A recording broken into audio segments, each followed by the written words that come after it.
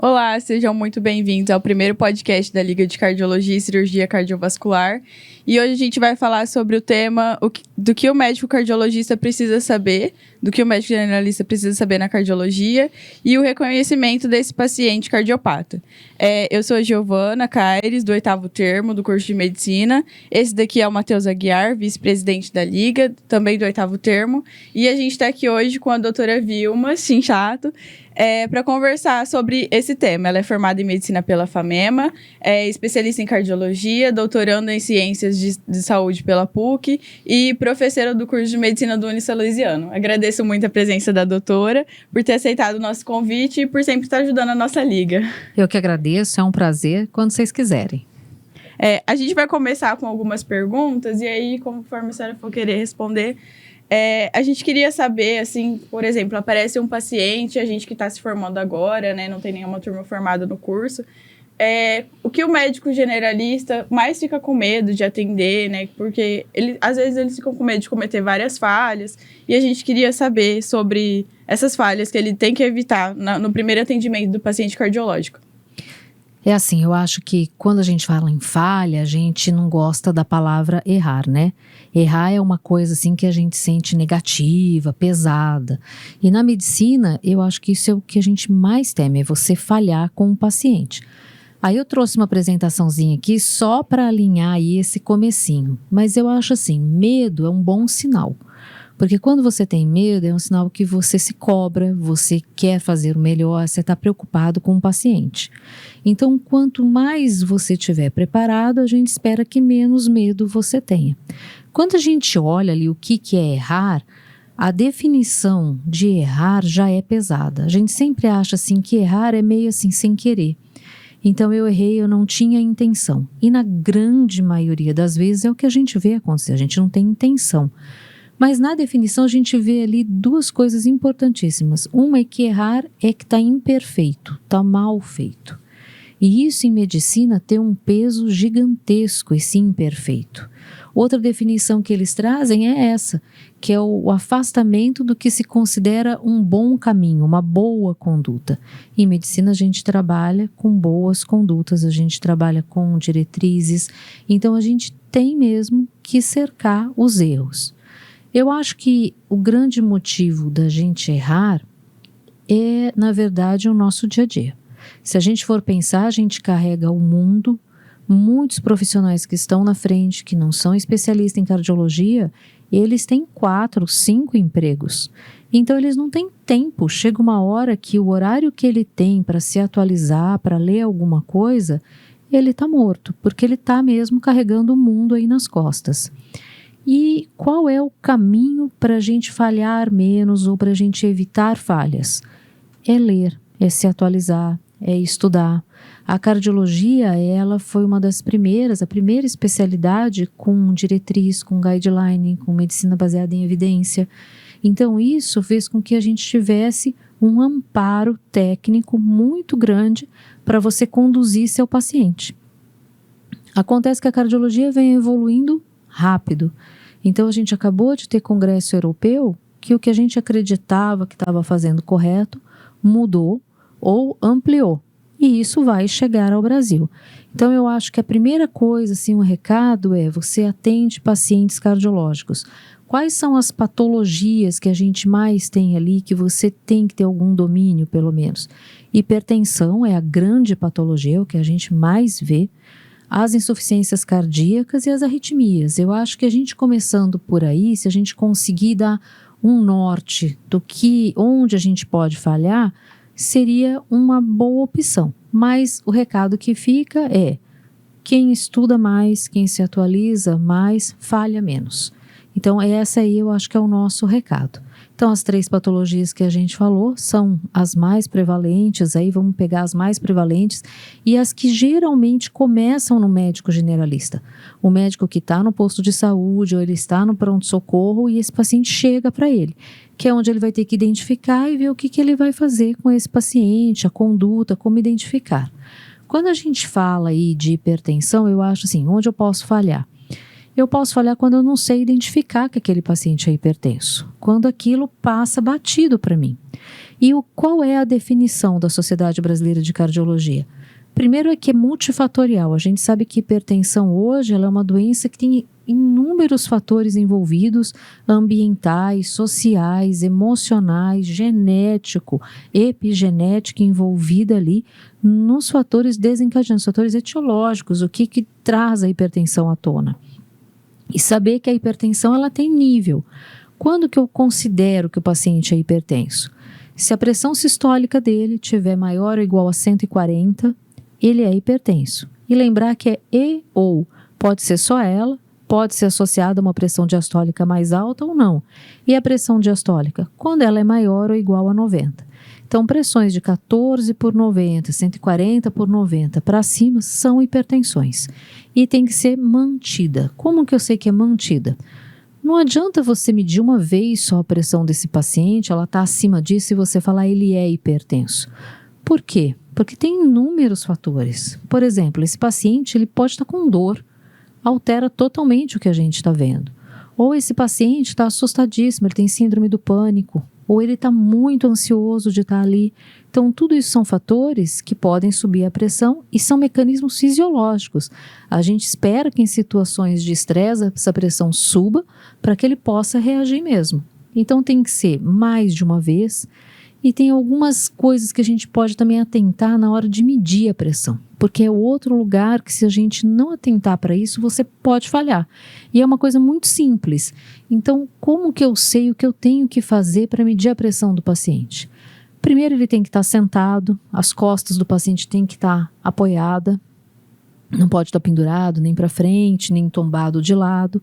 As pernas esticadas na cadeira, então não dobra as pernas. Braço solto. O ambiente tem que ser tranquilo para a gente, para ele também. O tamanho do manguito é muito importante. Então, os pacientes grandes obesos, não adianta você pôr um manguito que ele quase não fecha no braço do paciente. Essa pressão ela vai vir falseada, ela vem acima do que realmente ela é. Então você tem que ter um manguito que abraça toda a circunferência do braço do paciente. A gente pede para o paciente não fumar antes de medir a pressão, bebida alcoólica também não, a gente pede para não ingerir 30 minutos antes, não fazer atividade extenuante, então o cara correu uma maratona, chegou, senta, você quer medir aquela pressão. Aquela pressão é fidedigna? Não, eu vou ter que medir em outro momento de repouso. E lembrar aí que o ambiente calmo é assim, deixar ele quieto às vezes um pouco. Ele acabou de chegar, deixa o paciente sentado, aguardando um pouco e depois você mede a pressão. Então, isso são coisas simples de serem feitas, mas que a gente consegue já começar a não falhar. Eu meço mais de uma vez essa pressão, às vezes eu meço em momentos diferentes. O ambiente está todo adequado, está tudo bem, eu fiz tudo certo, mas a pressão veio alta. O melhor método é o quê? Vamos tentar em casa, vamos controlar em casa, uma medida residencial da pressão. Você ensina ele a medir 6 vezes durante o dia essa pressão, explica que é antes de comer, é antes de tomar medicação, para a gente ter uma medida aí de 5 dias dessa pressão que ele traz depois para o médico. E isso garante com que você confirme teu diagnóstico aí. Nessa medição residencial, né, a gente vê muito que muitos médicos eles não orientam o paciente de não tomar aquele cafezinho antes de aferir a pressão, de não aferir com as pernas descruzadas, né, de medir a pressão com a bexiga cheia. E é sempre importante a gente estar lembrando desses fatores, né, para não dar alterado. Parece uma coisa boba, né? Sim. Mas é o que você falou. O que não é dito também não é sabido. Então, às vezes, parece óbvio para a gente que já ouviu isso em algum momento da vida. Para o paciente, às vezes ele acha que ele está com um cigarro num dedo, ele está bebendo alguma coisa, ele estica o braço e mede, para ele está ok. Então, você tem que explicar para ele que não é esse o método que vale para a gente. Então, eu acho que é importante, é o que você falou. Eu acho que a orientação é, assim, a grande chave da gente falhar. Fora que quando você consegue se relacionar bem com o paciente, você explica para ele melhor, ele se sente acolhido. Então você cria um vínculo que facilita muito o teu tratamento, que ele vai te seguir, o teu tratamento com ele. Então isso ajuda bastante. Aí medir uma pressão. Medir uma pressão, onde mais a gente pode falhar, o que a gente tem que se atentar? Nos níveis. Hoje a gente sabe que existe uma classificação que a gente segue. E por que isso é importante assim a gente saber? Porque às vezes a gente vê que o paciente chega para você e fala assim, mas minha pressão tá 110/70. E ele chega e fala assim, é muito baixa. Aí você fala para ele, não, sua pressão é ótima. E da onde veio isso?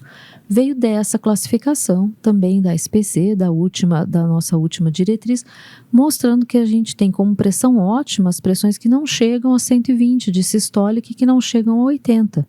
E por que a gente chama ótima essa pressão? Porque foram feitos vários trabalhos e com essa pressão a gente consegue diminuir evento. Cardiologista adora esse nome de evento, né? Eu falo que se fosse festa, tava bom, né? Mas quando a gente fala evento, é o quê? Infarto ou derrame. Então a gente tem outras doenças associadas à hipertensão que a gente tem que pensar. Abaixo de 120/80 é protetivo, é bom para ele.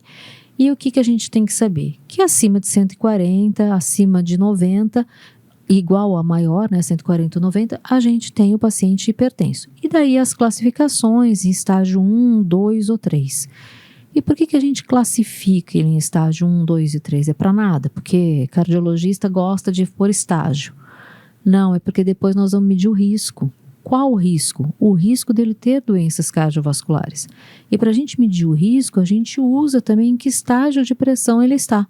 Isso é importante para a gente.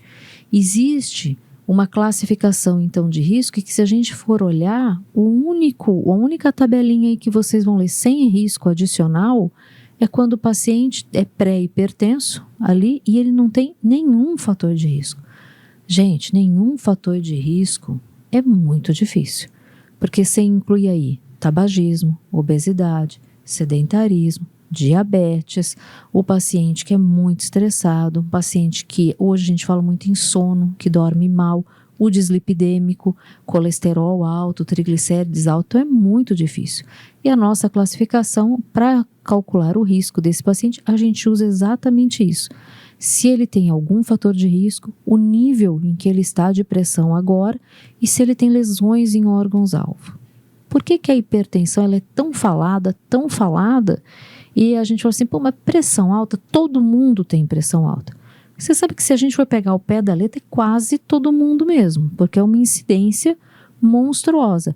E a gente sabe assim, de todo mundo que tem pressão alta, em torno aí vai de 40% sabe que tem. De quem sabe que tem, 30% está dentro da meta de controle. E por que a gente pensa tanto em hipertensão? Por que é a primeira patologia que a gente pensa em falar aqui? Porque a hipertensão, ela tem relação com a etiologia, com causa de outras doenças. Por exemplo, fibrilação atrial, insuficiência cardíaca, AVC, insuficiência renal, insuficiência cardíaca. Então ela leva a outras doenças. Por isso esse cuidado nosso com a hipertensão parece muito, mas é uma doença que ela parece boba, mas não é. A hipertensão, a patologia dela é o quê? Uma vasoconstrição. Os vasos são mais tensos, existe uma resistência periférica maior. Mas associada a isso, nós também temos uma inflamação maior. Então, um paciente ele é mais inflamado. Você imagina que todo o endotélio está inflamado. Toda a circulação fica inflamada.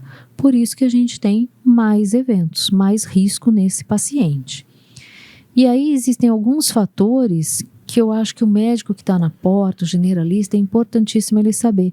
Porque são fatores que pioram o risco, que agravam o risco e que geralmente são coisas assim que isso fica para o cardiologista, porque é mais específico da gente. Mas o que ele tem que saber? Por exemplo, a mulher que teve eclâmpsia ou pré-eclâmpsia, ela tem mais risco. Ela tem mais risco de se tornar hipertensa, ela tem mais risco cardiovascular. Então, essa paciente que teve hipertensão na gravidez e que desapareceu depois, ela tem que estar sendo acompanhada pelo cardiologista, porque ela é de maior risco. Quando o paciente tem frequência cardíaca acima de 80, uma coisa que também fica muito específica. Por que tem risco? São os pacientes que têm um estímulo adrenérgico aumentado. São os pacientes que são também mais inflamados. Então, para a gente, frequência cardíaca alta é um marcador de maior risco. Você tem que ficar atento. Ou se o paciente tem uma história familiar positiva muito precoce, Se ele já entra no teu consultório com estágio de pressão 3, então são pacientes mais graves, que também é interessante que quem está na porta, quem está atendendo, saiba que aquela paciente que ele pega lá no puerpério para ver como é que tá, mas ela teve uma pré-eclâmpsia, hoje ela está ótima, ela não tem pressão alta, você não pode mandá-la para casa. Ela não é uma paciente que pode ficar sem acompanhamento. Você tem que encaminhar ao cardiologista, ela vai ser seguida para isso, por conta desse risco. Lembrar também na hipertensão que o nosso grande parceiro aí é o rim. Então a gente tem muito medo das doenças renais. Por quê? Porque a hipertensão, ela é, depois do diabetes aí, a segunda causa de nefropatia. A segunda causa de nefropatia crônica. Então os pacientes que chegam a fazer diálise, 90% ou mais deles tem hipertensão não controlada. Então, quando a pressão não está controlada, existe uma chance imensa de você evoluir para insuficiência renal. E o que é insuficiência renal? É quando o paciente vai fazer diálise, o rim para de funcionar e ele vai estar preso a uma máquina fazendo diálise 3 vezes na semana, hemodiálise ou em casa, diálise peritoneal que é diária. Então é uma doença grave com mortalidade aumentada também. Tudo isso a gente consegue prevenir identificando hipertensão. E quais são as metas? Porque a gente falou assim, eu agora sei como é que defino, eu sei que o cara é hipertenso. Eu aprendi a medir a pressão para eu ter certeza que ele é hipertenso. Aí eu classifiquei, eu já sei a pressão e eu sei o risco dele. E qual que é a minha meta de tratamento? A meta é trazer para normal. E por que é importante então a gente saber o risco? Porque até para tratar, a gente classifica se o risco é alto ou se ele é baixo ou moderado. Eu tenho um paciente com risco baixo ou moderado, eu tenho que trazer a pressão sistólica dele para menos que 140, a diastólica para menos que 90. Mas se o risco dele é moderado a alto, aí ela tem que ficar para baixo de 120 a 129 e a diastólica para baixo de 70 a 79. Qual é a grande diferença aqui que a gente tem que lembrar? Hoje a gente tem uma população de idosos bastante grande. E a gente separa o idoso que é rígido e o idoso que é frágil. Idoso frágil é aquele que precisa de ajuda para se levantar, ele precisa de ajuda para atividades de vida diária, ele precisa de apoio, ele geralmente não está mais morando sozinho, esse é um idoso frágil. E a gente tem hoje uma população crescente dos super idosos, acima de 80 anos. Então, nesses pacientes, um dos riscos, uma das coisas que a gente tem que estar atenta, pensando, é a hipotensão postural, é você abaixar demais a pressão do paciente e quando ele levanta, ele tem hipotensão, tem tontura e sofre uma queda. E aí vem fratura, hospitalização, cama, maior risco. Então, qual que é o divisor aí? Primeiro que se o paciente ele é frágil, ou se ele é um super idoso, você vai considerar baixar a pressão dele se a sistólica estiver maior ou igual a 160. A diastólica continua igual, 90. Mas só se tiver 160. E para quanto eu trago essa pressão? 140 a 149. Então a gente fala que para os super idosos e para os idosos frágeis, a gente tolera pressões mais altas, pensando também aí que ele tem aterosclerose, que existe uma rigidez arterial e que isso faz com que pode falsear a pressão dele. Então a gente tolera pressões mais altas nesse público específico. E uma falha assim que a gente vê bastante e a gente acaba fazendo é o tal do deixa para o outro. Então, em vez de eu orientar, eu vou deixar para a enfermeira falar, ou então eu vou deixar para o colega cardiologista quando ele passar lá e eu sou generalista. Então, isso eu acho que é uma grande falha. Você tem que procurar enxergar o paciente como um todo. Então, o paciente hipertenso, o que você vai falar para ele? Você vai falar da vida inteira dele. Você tem que convencer ele a fazer atividade física, você tem que falar para ele que ele tem que perder peso, você tem que dizer para ele que ele tem que restringir a quantidade de sal que ele come num dia, de sódio. Você tem que falar para ele que se ele estiver incluído em algum grupo, onde ele se sinta incluído, fazendo parte, isso melhora, que é a espiritualidade. Pensamento positivo, pensar positivo, isso ajuda muito, ajuda. Pacientes que têm fé, a gente sabe que isso hoje na espiritualidade, paciente que acredita, paciente que tem pensamento positivo, ele tem melhor desfecho, ele tem menos risco não, menos evento. Então isso ajuda pra gente também. Ele não pode fumar, ele vai ter que controlar o diabetes, ele tem que medir a pressão dele regularmente, ele tem que tomar o remédio. Então é uma série de fatores que fica para você. Então se você conseguir enxergar todos os nuances da vida dele e você conseguir falar com ele, é melhor, porque você está fazendo sua parte. Mesmo antes de vir para o cardiologista, são medidas que você consegue fazer no posto de saúde. Você consegue fazer num primeiro atendimento, você consegue fazer. Então você não pode deixar passar. Você tem que chamar para você a responsabilidade de iniciar isso lá. Eu acho que de hipertensão que eu tinha era isso. Vocês têm alguma pergunta, alguma coisa que vocês queiram? Voltando um pouco antes que a senhora falou sobre a importância da classificação da hipertensão para medir o risco do paciente, seria importante também enfatizar que também evita a falha do médico generalista, porque de acordo com a classificação da hipertensão daquele paciente, as condutas vão ser diferentes. Então seria muito importante enfatizar isso também, antes de encerrar sobre a hipertensão. É exatamente isso. Então o paciente, ele tem níveis mais altos e ele tem 3 fatores de risco. O risco dele já é o outro, ele não é já não é mais um paciente de risco baixo. Então você tem que ser mais incisivo, você começa com mais de uma medicação, você vai ver ele antes. Então muda como você trata o paciente. Então eu acho exatamente isso. Então tudo na verdade tem um porém. Por que você classifica? Você classifica para isso. Você quer, na verdade você age mais rápido, você age com mais peso num paciente de maior risco. Porque ele não pode esperar, ele já está em risco. É isso aí.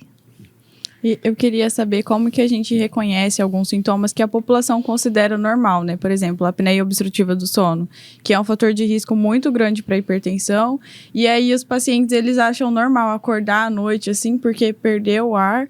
E aí a gente queria saber como que a gente investiga, né? Esse sintoma e orienta a população de falar assim, olha, isso está acontecendo com você, é bom você investigar e ir atrás para poder tratar, que vai interferir na pressão também, né? A apneia obstrutiva do sono, hoje a gente fala também hipopneia, também obstrutiva do sono, elas são fatores etiológicos, então elas estão diretamente relacionadas a você ter pressão mais alta. Quando se começou a investigar isso, se achava que, na verdade, essas alterações pressóricas eram durante o sono. Quando a gente dorme, a gente tem uma queda de pressão ali em torno de 10 a 20 milímetros de mercúrio.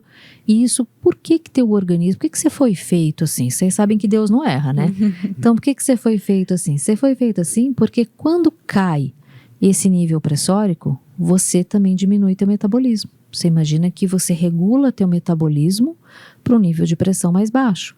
Então você repousa, você tem uma pausa ali, você consegue repousar.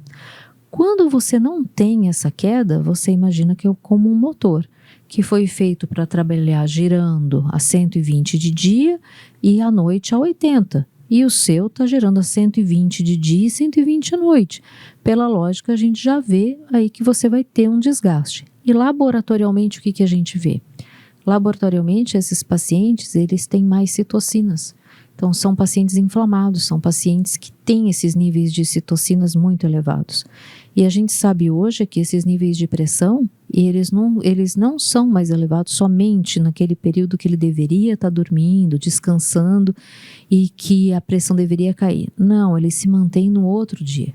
Porque quando você dosa citocinas à noite, também durante o dia, essa população tem níveis mais altos.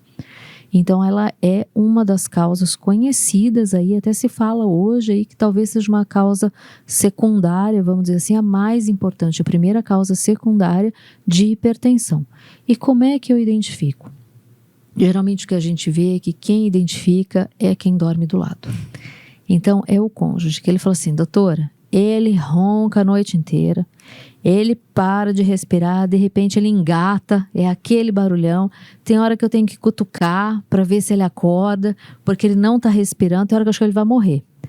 E isso é apneia. Então, se o seu esposo, sua namorada, seu marido fala que você ronca, que você para de respirar, preste atenção, existe uma chance muito boa de que você tenha apneia obstrutiva do sono.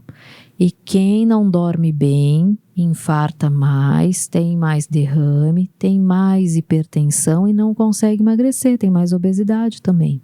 Então, esse é um dos sintomas que você tem que ficar atento.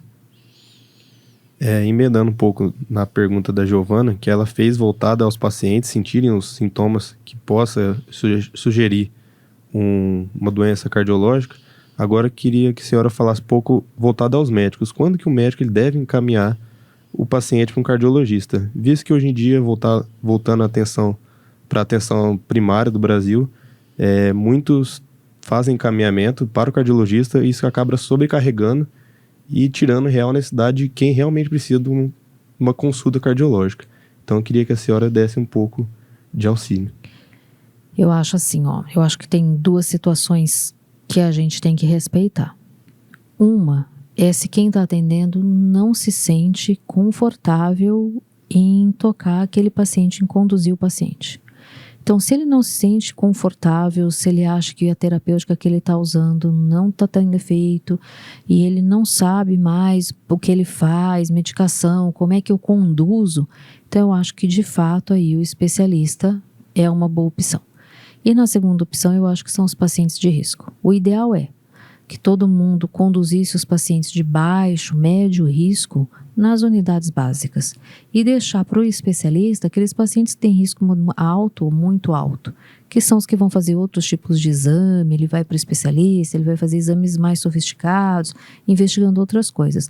Mas os pacientes de baixo risco, moderado risco, eu acho que esses eles poderiam ficar tranquilamente na atenção básica, até porque eu acho que tem muita gente capacitada lá para isso. A gente queria saber também qual que é a primeira queixa do paciente cardiológico que chega para a senhora. Eu trouxe aqui, um slide, um pouquinho de insuficiência cardíaca. Uma das queixas, assim, muito comuns que todo mundo vai ver é cansaço. Então, cansaço, falta de ar, eu ando um quarteirão, eu tô cansado, eu tô cansando. Você tem que lembrar de outra patologia gigantesca que é a insuficiência cardíaca. E quando que eu falho? O que eu tenho que saber de insuficiência cardíaca? Bom, hoje está muito bem estabelecido que para insuficiência cardíaca, quando você vai tratar, você tem o que a gente chama de quarteto fantástico, que vocês vão ver em vários lugares aí, e que são os 4 medicamentos, que são os 4 pilares. Isso quando a gente fala do que a gente chama de insuficiência cardíaca de fração de ejeção reduzida. Então, ela não está uma fração de ejeção normal, ou seja, a contratilidade do coração não é boa. Então, ele não consegue contrair o suficiente para ejetar a quantidade de sangue que precisaria para frente. Com isso, ele vai ter sintomas aí de congestão. Ele pode falar falta de ar, cansaço, inchaço nas pernas, que é o que vai chegar até você. Esse paciente, hoje, é muito bem estabelecido essas 4 classes de drogas que a gente tem que usar. Então, eu sei que é difícil, eu sei que existe uma limitação financeira muito importante, que existem restrições para essa medicação conseguir ser pega ali a custo zero, mas que no máximo que você puder, é o interessante. Quais são as 4 medicações? Uma é o sacubitril/valsartana, que são os inibidores da neprisilina e BRA, que a gente usa. A segunda, beta-bloqueador. A terceira, da apoempaglifosila, inibidor de SLGT2, e a espironolactona que a gente usa. Como é que eu meço que a frequência, como é que eu meço que a insuficiência cardíaca está controlada? Eu coloquei tudo isso, tá bom. Como que eu vou saber, sem pedir nenhum exame caro, que o paciente está controlado? Como é que eu sei isso? Clinicamente. Então, clinicamente, os grandes sintomas do paciente é esse, é cansaço, dispneia. E o segundo, edema, ele está inchado. Então, você vê o paciente inchado, cansado, ele não consegue deitar na maca. Quando você examina, ele não consegue ficar deitado, ele tem que sentar. Você medica, o paciente volta daí umas semanas, ele não tem mais edema. Ele diz para você que melhorou muito o cansaço. Então, clinicamente, você é capaz de conduzir esse paciente sem você precisar de nenhum exame que o cardiologista lança a mão muito de BNP, pró-BNP, que no SUS não tem essa possibilidade. Então, clinicamente eu consigo conduzir? Clinicamente você consegue conduzir isso. E na insuficiência cardíaca, uma coisa que eu acho que a gente tem que lembrar também para a gente não errar, não falhar, é que existe uma entidade que é a insuficiência cardíaca com fração de ejeção preservada. Isso é uma coisa mais recente na cardiologia. Então, talvez eu acho que essa aqui é a que pode passar batido por um médico generalista que não é especialista em cardiologia. Então, isso aqui eu acho que é o que a gente tem que estar atento. Quando é que eu lembro que tem uma insuficiência cardíaca onde a força do coração está normal? A queixa do paciente é congestão e dispneia. Então ele cansa e ele incha. Ele tem uma clínica de insuficiência cardíaca. Mas a hora que você pede o eco desse paciente, a fração de ejeção dele é maior ou igual a 50%. Então ele não tem uma justificativa para a gente falar em fração de ejeção reduzida. Ele é essa classificação nova. E a gente tem aí um score que a gente pode usar para cada uma dessas coisas, assim, desses fatores, que é obesidade, hipertensão, fibrilação atrial, idade avançada. Tudo isso é o que a gente usa para classificar o paciente. O que é para diagnosticar o paciente? É um pré-teste que a gente fala. Então, se a soma desses fatores for maior ou igual a 6, eu tenho uma chance muito grande desse paciente ter mesmo insuficiência cardíaca aí com fração de ejeção preservada. Então, para o generalista, pensando em insuficiência cardíaca, o que eu pensaria? Quarteto fantástico, tem que usar os 4 pilares para tratar, acompanhar esse paciente de perto, porque eles descompensam, lembrar que esse paciente não pode beber água à vontade, que esse paciente tem uma restrição hídrica que você vai ter que fazer em Araçatuba. É complicadíssimo você explicar para ele, porque ele acha assim, a gente foi criado, todo mundo escuta o tempo inteiro na televisão que você tem que beber mais de 2 litros por dia. Aí você chega o paciente e fala assim, o senhor tem que beber 800 ml. Ele fala, ficou louca. Eu assisti ontem no Instagram, que é 3 litros. Então, esse paciente, de novo, você tem que estar próximo, você tem que explicar, você tem que falar para ele que no caso dele é diferente, porque o coração dele tem uma dificuldade de bombear isso para frente. Se ele beber líquido demais, isso represa no coração, para trás é o pulmão, encharca o pulmão, ele começa a ter muita falta de ar. Então você vai ter que explicar isso de uma maneira que ele entenda o benefício de uma medida que todo mundo acha assim, meu Deus, é 3 litros, eu vou tomar 800 ml. Então de insuficiência cardíaca eu acho que é isso, mas é o grande sintoma, eu acho que é cansaço. Isso desses 800 ml, tirando o suco, o chá, a sopa, contando tudo, né? Não só a água. Exatamente, isso é uma coisa importantíssima de você lembrar para ele, que é líquido. Então, se ele tomar sopa, ele tem que quantificar aquele líquido lá também, que entra tudo, né? Mas você vai ter que explicar o motivo. Outra dificuldade muito grande na insuficiência cardíaca que a gente vê é na insuficiência cardíaca de fração de ejeção preservada, né? Porque tem vários estudos, na diretriz mesmo fala que o tratamento, ele é controverso, né? Ao mesmo tempo que não é indicado, é indicado. E aí você faz o quê? Você trata só os fatores de risco, por exemplo, a hipertensão, esse cansaço, o edema, e aí acaba usando parte do quarteto fantástico, né? Mas não ele completo. E aí eu queria saber como que faz. É assim, ó, hoje que a gente tem de diretriz, a gente tinha muito pouca coisa para fração de ejeção preservada. A gente sabia o seguinte, diurético ajuda, ponto, era isso. Hoje o que a gente sabe? A gente sabe que a dapaglifosina, tem um efeito muito bom. Então foi a primeira droga que a gente viu, na verdade, que não foi um estudo neutro. Então ela melhora a mortalidade? Não. Em preservada? Não. O que ela faz? Ela melhora sintoma e internação. Então, já é um grande benefício. Se ele melhorar da falta de ar e se ele não for internado, já está ótimo para ele. Então, a gente não tem ainda nenhum trabalho mostrando mortalidade. Na reduzida a gente tem, na preservada não. Agora, no europeu, apresentaram um trabalho que é justamente usar sacubitril valsartana para a preservada. Também não foi neutro, também melhorou o sintoma, também diminuiu. Então, deve ser incluído nas nossas novas diretrizes. Mas dizer que tem alguma coisa mágica que diminui mortalidade, não temos ainda. Infelizmente, né? E o que a senhora diria para o médico generalista para ele ter um segmento melhor dos pacientes com doença cardiológica? Eu acho assim que um segmento na porta, básico, na base, para o paciente cardiológico, eu acho que a grande dificuldade, na verdade, é do sistema e não do médico. Então, acho que é um paciente grave que ele teria que ter retornos próximos. Então, você hoje vê um paciente, você teria que ver ele aí de novo, ver como ele evoluiu, você deu diurético para ele, ver se secou, não secou, melhorou a falta de ar. Você tem que ver ele em 2 semanas, 10 dias. Então, eu acho que o esquema de entrada desses pacientes que vão ter que passar várias vezes ambulatorialmente para tirar esse paciente do pronto-socorro, né? O interessante seria que esse paciente compensou, ele vá para a atenção básica para passar em consultas ambulatoriais. Então, eu acho que a grande dificuldade aí é essa, é o acesso do paciente. Eu acho que é isso que dificulta esse segmento do paciente, demora bastante, né? É muita gente, são poucas pessoas, então eu acho que isso é um limitante. Agora, o que ele pode fazer? Eu acho que o que ele pode fazer é investigar etiologias. Então, por exemplo, a gente falou bastante de hipertensão, ver se esse paciente não tem uma hipertensão secundária. A gente sabe que ele pode ter hipertensão por outras causas. Então, isso é importante lembrar, que pode ter alguma outra coisa causando hipertireoidismo, por exemplo, alterações de suprarrenal, a gente vê bastante. Ou então ele tem tumor que produzem substâncias que fazem a pressão subir. Então, tudo isso eu acho que ele tem que lembrar se ele tem algum sintoma que lembre isso. Isso é importante.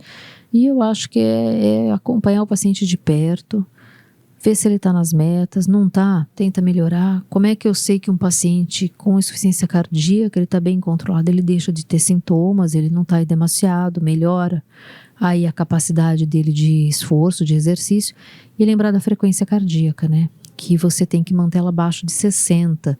Então, um paciente bem conduzido, paciente bem compensado, ele vai ter frequência cardíaca abaixo de 60. Então, isso é importante lembrar também. Nas consultas, verificar não só a pressão, a frequência cardíaca desse paciente, não só edema, para fazer um conjunto aí que chega num ponto de sucesso maior. E tem algum sinal de alerta, assim, que o paciente chega no posto, o médico atende na primeira consulta e fala, não, preciso mandar ele para o cardiologista agora? Eu acho que mandar para o cardiologista assim, ambulatorialmente, não. Eu acho que as urgências cardiológicas, elas são para ontem, né? Quando a gente tem uma urgência cardiológica, a gente tem infarto, a gente tem edema agudo de pulmão, a gente tem encefalopatia hipertensiva. Então, quando ele sai ali da urgência, o paciente ele está urgente, ele tem alguma coisa crítica, ele é o paciente de emergência, você tem que mandar para o pronto-socorro, ele tem que ser atendido rápido por um especialista, num lugar que tem atendimento terciário, porque ele vai precisar disso. Então, no hipertenso é lembrar que a pressão às vezes do paciente está 19/11, mas ele não tem sintomas. Ele não tem sintoma, não tem malignidade, ele não tem cefaleia, é importante, ele não desmaiou, ele não tem alteração de consciência, ele não tem dor no peito, então ele não tem malignidade. Esse paciente, você não precisa ter pressa de abaixar essa pressão desse paciente em 15 minutos, porque você faz uma oscilação da pressão também cerebral. Então, lembrar disso também no generalista, que você pode ter calma, se ele não tem sintoma, não tem nenhum sintoma ali, nenhum sinal de malignidade, você tem 48 horas para baixar essa pressão com calma, não vá baixar tudo de uma vez, coloca um monte de remédio, o paciente baixa para 9,6, ele não levanta da cama, ele tem tontura, tem um monte de sintoma por conta desse edema cerebral que ele faz. Então, acho que isso é importante.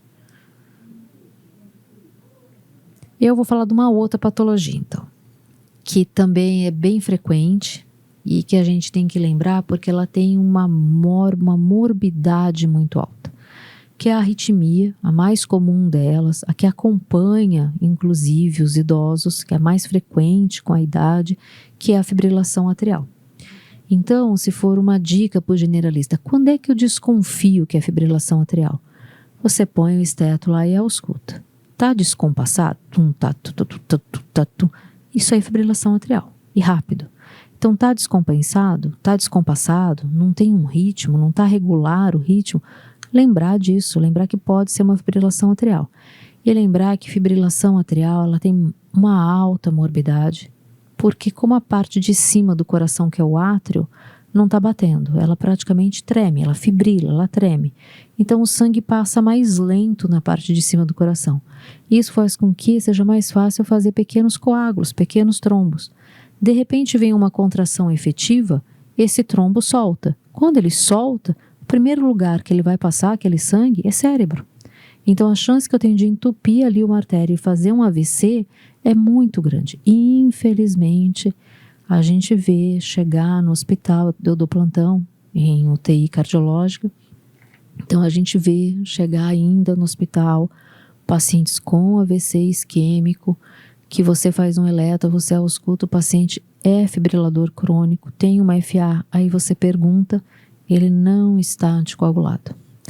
Então, isso é muito, muito importante. Não ter medo de anticoagular o paciente que tem fibrilação atrial, se ele tem baixo risco para sangrar. Um paciente de baixo risco para sangramento, você tem que anticoagular. Você tem que anticoagular. Lembrar disso, porque infelizmente a fibrilação atrial você pode até reverter, mas depois que ele teve um AVCI, se for grande, você causou uma limitação num paciente que provavelmente não vai ser reversível, se ele não for fazer algo rápido, trombólise ou trombectomia, ele vai ter uma sequela irreversível. E lembrar também, né, gente, que o que a gente mais tem medo de anticoagular é esse público aqui, é o idoso. E que, na verdade, é o de maior benefício para a anticoagulação, porque é esse público aqui que tem mais fibrilação atrial e é esse público aqui que mais vai fazer AVCI. Então, lembrar disso. E como a senhora trabalha na UTI, ali na Unimed, né? Eu queria saber se chega muito paciente para a senhora com FA descompensada. Porque a maioria dos contatos que a gente teve foi com FA compensada. E a gente não, depois do atendimento do paciente com FA descompensada, fez a cardioversão, seja química ou elétrica, a gente não vê mais o acompanhamento desse paciente. Aí eu queria saber como que é o segmento desse paciente depois ali do pronto-socorro, do setor da emergência. Ó, eu faço plantão na Unimed, na UTI cardio lá, e faço na UTI coronária da Santa Casa. Então eu acho assim, vamos conversar sobre um atendimento SUS, porque é um pouco diferente. O paciente que ele tem convênio, ele tem um maior acesso ao médico, então ele vai mais ao médico, é mais fácil. O paciente que chega em fibrilação atrial descompensado, geralmente é FA aguda. A FA aguda é aquela que, se for antes, ali nas primeiras 24 horas, você vai reverter esse paciente sem se preocupar em anticoagular. Então, esse paciente ainda chega. Tem bastante? Tem bastante. Por quê? Porque tem muita hipertensão. Então, uma coisa gruda na outra, uma coisa anda junto com a outra. Então, ainda chega. Mas pior do que isso é aquele paciente que ele chega com fibrilação atrial, mas ele é crônico. Você olha a frequência dele, ele tem uma frequência em torno de 80, 74, quer dizer, ele foi um agudo, não foi identificado, ficou com a fibrilação e nesse momento ele tem fibrilação, você não sabe há quanto tempo, o início é indeterminado. Então, esse paciente é o de risco. Lembrar também que nesse paciente que chega sem saber quando começou, ele não sabe que tem, não reverter, não fazer nada, não cardioverter esse paciente neste momento, porque aí você tem um risco mesmo de embolizar esse paciente quando você tenta a reversão, né? Eu queria agradecer a senhora por ter participado do nosso podcast, né? Agradecer ao Matheus por estar me acompanhando e a gente queria agradecer também a atenção de todos por ter acompanhado a gente durante esse todo o podcast. E é isso, até a próxima.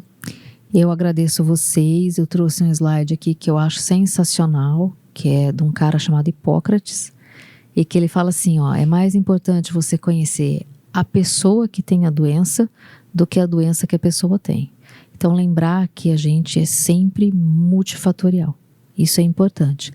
E também quero falar para vocês que eu adoro essa imagem que eu uso demais, em quase toda aula minha eu uso, que é isso aí, tudo que você faz com felicidade é uma prece. Então eu vou falar para vocês que aqui a gente rezou bastante, porque eu fiquei bem feliz, viu? Obrigada.